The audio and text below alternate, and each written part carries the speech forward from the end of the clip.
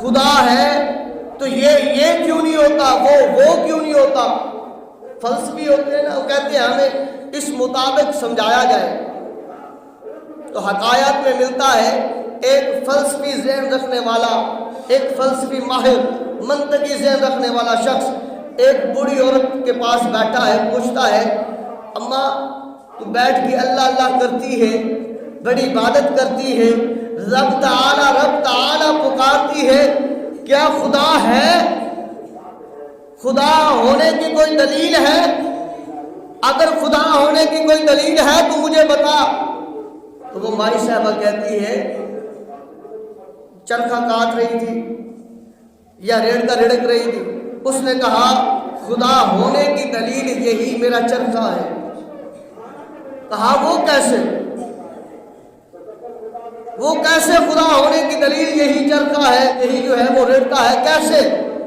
بھائی صاحبہ کہتی ہے وہ ایسے کہ یہ پڑا ہے نا، اگر میں اس کے پاس نہ جاؤں، اسے نہ چلاؤں تو یہ چلتا نہیں ہے۔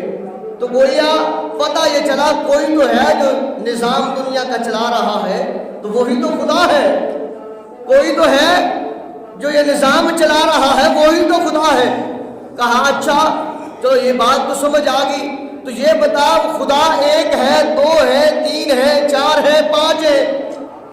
اس نے مائی نے کہا، بڑھیا نے کہا کہ اس کی دلیل بھی میرا یہی چرخہ یا یہی میرا ریڑھکا ہے۔ کہا وہ کیسے؟ کہا وہ اس طرح، اگر اسے جو ہے تین چلاتی ہیں تو یہ نہیں چلے گا، اگر اسے دو چلاتی ہیں، ایک ادھر سے زور لگائے گی، دوسری ادھر سے زور لگائے گی تو توڑ بیٹھے گی۔ تو لہذا اس کو چلانے کے لیے ایک کی ضرورت ہوتی ہے، وہ چلائے گی، ایک سمجھداری کے ساتھ چلائے گی کہ کیسے چلانا ہے، کس قدر چلانا ہے۔ پتہ یہ چلتا ہے کہ خدا ایک ہے۔ اگر دو ہوتے، ایک کہتا سورج مشرق سے نہیں مغرب سے نکلنا چاہیے، دوسرا کہتا مغرب سے نہیں مشرق سے نکلنا چاہیے، تیسرا ہوتا تو کہتا نہیں شمال سے نکلنا چاہیے، چوتھا ہوتا تو کہتا نہیں جنوب سے نکلنا چاہیے۔